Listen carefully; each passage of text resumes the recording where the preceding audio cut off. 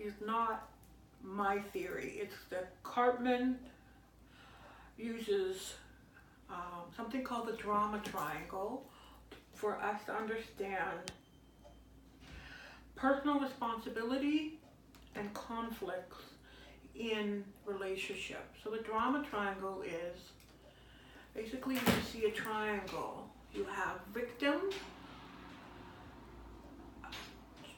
persecutor, and rescuer at the points of the triangle.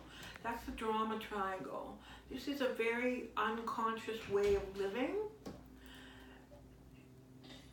Then you want to move out of the drama triangle to the empowerment triangle. And the empowerment triangle is the victim becomes the creator of their life. The persecutor becomes the challenger. And the rescuer becomes the coach. This is a more empowered, conscious way of living. But why do people like get into this habit, and why does that happen anyways? Does the triangle dynamic happen because of codependency or dysfunction in the family? It happens because of dysfunction. Unawares dysfunction. And power dynamics in relationships. So there's always a victim. We've all been the victim, we've all been the persecutor, and we've all been the rescuer. So the victim, the persecutor is blaming the victim. The rescuer is usually rescuing the victim. And they're caught in this drama triangle. The drama never ends. With the empowerment triangle, there is no drama because people are then asked to take responsibility for their life. If you're a creator of your life versus a victim, you are responsible for how you want to create your life. If you're a challenger, you're going to challenge somebody's behavior. You're not going to blame them or attack them as a persecutor would. So when you're attacked, what happens? You get on the defense, right? You start defending yourself. Then you attack the other person. That keeps the drama going. But if you challenge somebody from the heart, rather than be a persecutor, you challenge somebody on their behavior and say, well, I can understand why you did that, but do you think it was helpful? That's a much empowered approach versus a persecutor who's attacking somebody.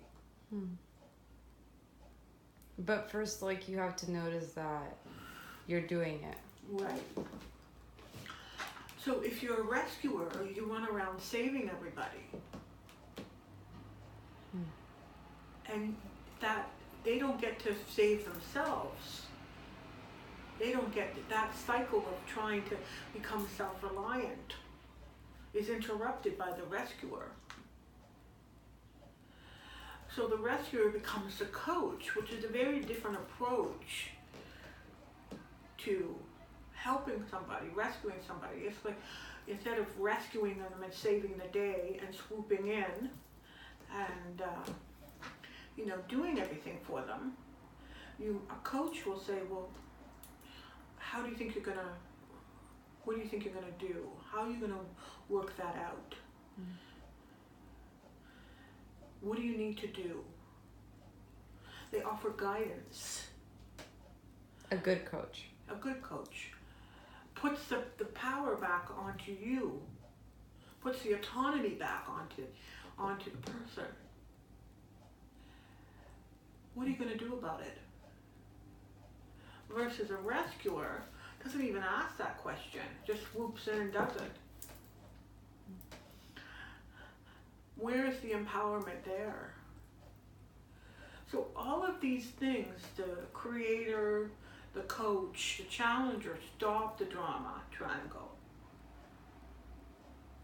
It's a more conscious way of living. It's also a far more empowering way of living for all three people. Do you think like, okay, so let's say like,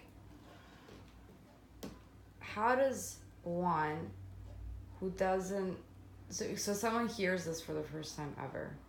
Sorry? So when someone hears this like for the first time ever and they realize like, oh, like I'm the rescuer, oh, I'm the victim, oh, I'm whatever, how does one start taking responsibility for themselves? Do they just, like, I would think in Gestalt, like, we pay attention to how we impact the other person. But what else can a person do to start being responsible? Well, that's a really good question. Off the top of my head, there's the language of responsibilities, which is the use of I.